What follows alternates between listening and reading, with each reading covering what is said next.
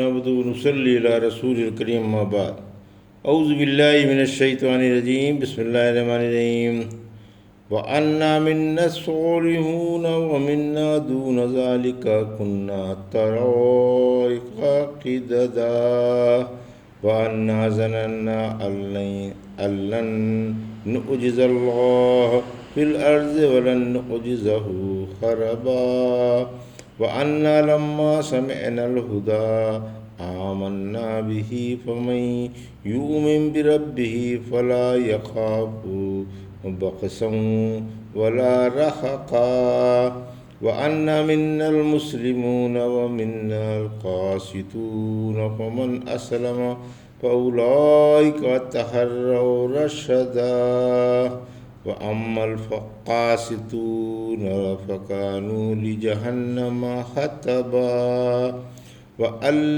لَّوِ اسْتَقَامُوا عَلَى الطَّرِيقَةِ لَاسْتَقَيْنَاهُم مَّاءً غَدَقًا لِّنَفْتِنَهُمْ فِيهِ وَمَن يُعْرِضْ عَن ذِكْرِ رَبِّهِ يَسْلُكْهُ عَذَابًا صَعَدًا وَأَنَّ الْمَسَاجِدَ لِلَّهِ فَلَا تَدْعُوا مَعَ اللَّهِ أَحَدًا وَأَنَّهُ لَمَّا قَامَ عَبْدُ اللَّهِ يَدْعُوهُ كَادُوا يَكُونُونَ عَلَيْهِ لِبَدًا قُلْ إِنَّمَا أَدْعُو رَبِّي وَلَا أُشْرِكُ بِهِ أَحَدًا قُلْ إِنِّي لَا أَمْلِكُ لَكُمْ ضَرًّا وَلَا رَشَدًا قُلْ إِنِّي لَن يُجِيرَنِي مِنَ اللَّهِ أَحَدٌ وَلَنْ أَجِدَ مِن دُونِهِ مُلْتَحَدًا۔ ابھی آپ نے سورہ جن کی آیت 11 سے 22 کی تلاوت سماعت فرمائی۔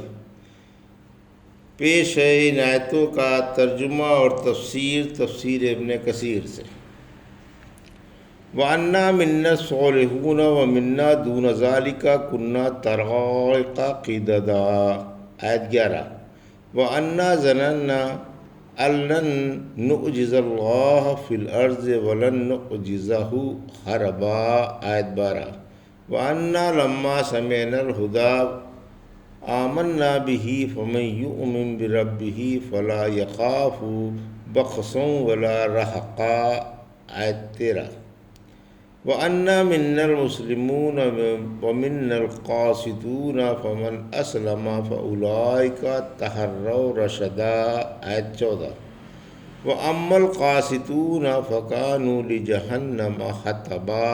آیت 15 وَأَن لَّوِ اسْتَقَامُوا عَلَى الطَّرِيقَةِ لَاسْتَقَيْنَاهُم مَّاءً غَدَقًا۔ آیت 16 لِنَفْتِنَهُمْ فِيهِ وَمَن يُعْرِضْ عَن ذِكْرِ رَبِّهِ يَسْلُكْهُ عَذَابًا صَعَدًا۔ آیت 17 ترجمہ۔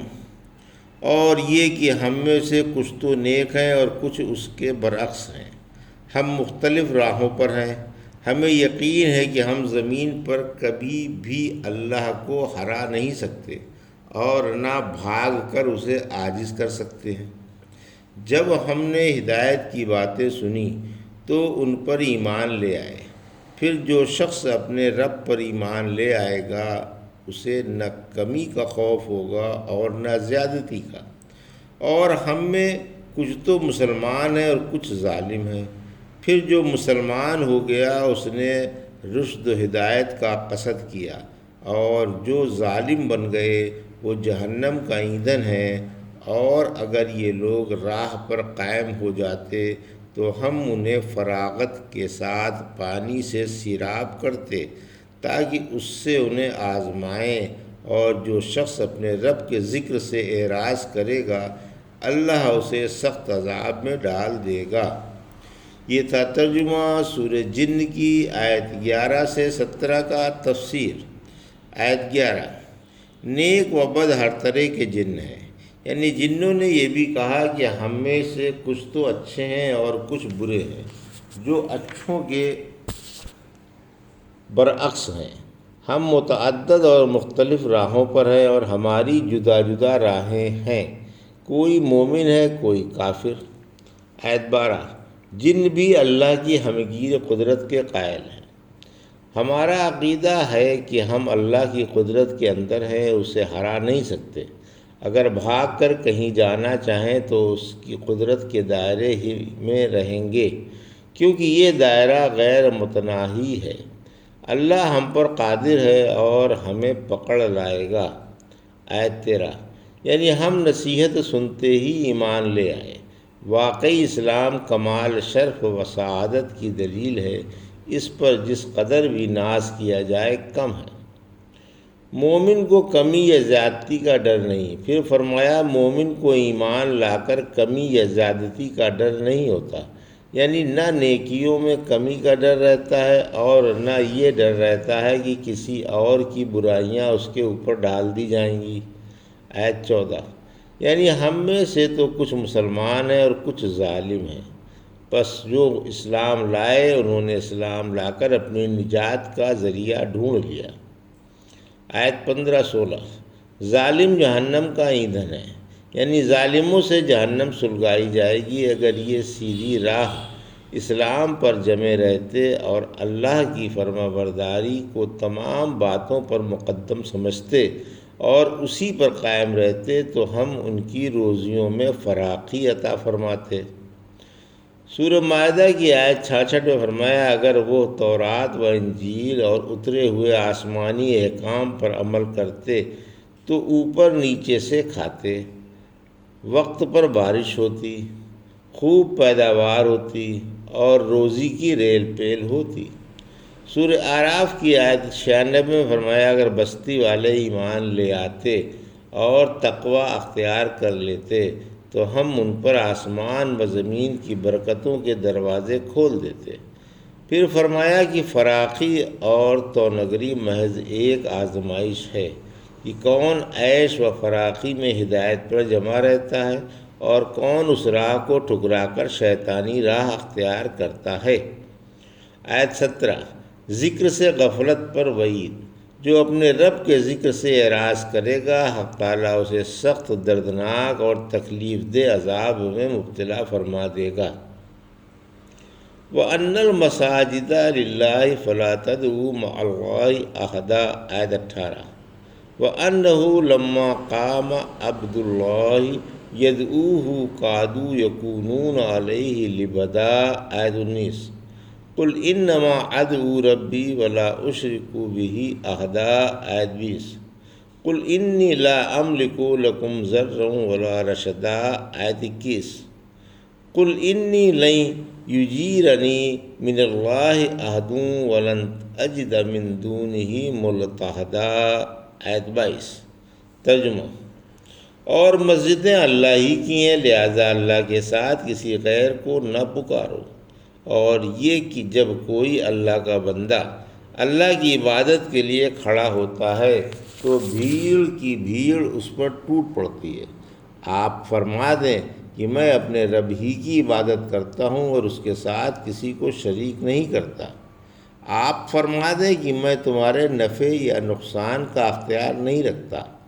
آپ فرما دیں کہ مجھے اللہ کے عذاب سے کوئی نہیں بچا سکتا اور نہ میں اس کے سوا کوئی جائے پناہ پاتا ہوں۔ میرا کام تو اللہ کی طرف صرف پہنچا دینا ہے۔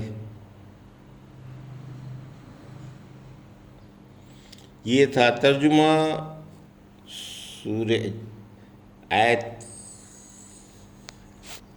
18 سے 22 کا تفسیر۔ شرک سے اجتناب، یعنی عبادت گاہیں شرک سے پاک رکھو، اللہ کی عبادت کرو، اس کی عبادت میں کسی کو شریک نہ کرو۔ ابن عباس فرماتے ہیں اس آیت کے اترنے کے وقت دنیا میں 2 ہی مسجدیں تھیں، عرب میں بیت اللہ اور شام میں بیت المقدس۔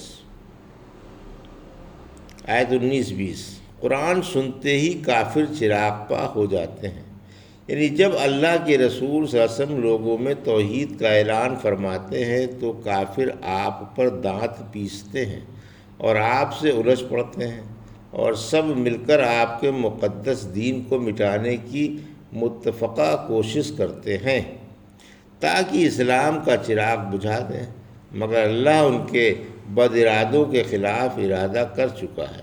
اللہ اس دین کو تمام دینوں پر غالب کر کے رہے گا، اگرچہ کافروں کو برا معلوم ہو۔ آپ فرما دیں کہ میں اپنے رب ہی کی عبادت کرتا ہوں اور اس کے ساتھ کسی کو شریک نہیں کرتا۔ یعنی جب دعوت توحید کی آواز ان کے کانوں میں پڑی، جس سے ایک طویل عرصے سے کان ناآشنا ہو چکے تھے، تو کافروں نے مخالفت و تکذیب پر کمر کس لی، ایذا رسانی پر پل پڑے، اسلام کو کچل دینا چاہا اور متفقہ طور پر رسول اللہ صلی اللہ علیہ وسلم کے خلاف محاذ قائم کر لیا۔ اس وقت ان بدبختوں سے رسول اللہ صلی اللہ علیہ وسلم نے فرمایا کہ میں تو اپنے رب ہی کی عبادت کرتا رہوں گا، اس کی پناہ میں رہوں گا، اس پر میرا بھروسہ ہے اور وہی میرا سہارا ہے۔ مجھ سے یہ امید نہ رکھو کہ میں اپنی مقدس پیشانی غیر اللہ کے آگے جھکا دوں گا۔ آیت 21۔ رحمت عالم صلی اللہ علیہ وسلم بشر ہیں، میں تم جیسا ایک بشر ہوں، البتہ میرے پاس وحی آتی ہے، میں اللہ کا ایک عاجز بندہ ہوں، میرے اختیار میں کچھ نہیں، میں تمہیں راہ راست پر نہیں لا سکتا اور نہ تمہیں کوئی اس سے ہٹا سکتا ہے، اللہ ہی کو ہر چیز کا اختیار ہے۔ آیت 22۔ مجرم کا کوئی ساتھی نہیں، اگر میں بالفرض محال اللہ کی نافرمانی کر بیٹھوں تو کوئی ایسی طاقت نہیں جو مجھے اس کے عذاب سے چھڑا سکے، مجھے اس کے سوا کوئی جائے پناہ نظر نہیں آتی، یعنی اس وقت نہ میرا کوئی حمایتی کھڑا ہو سکتا ہے اور نہ کہیں جائے پناہ مل سکتی ہے۔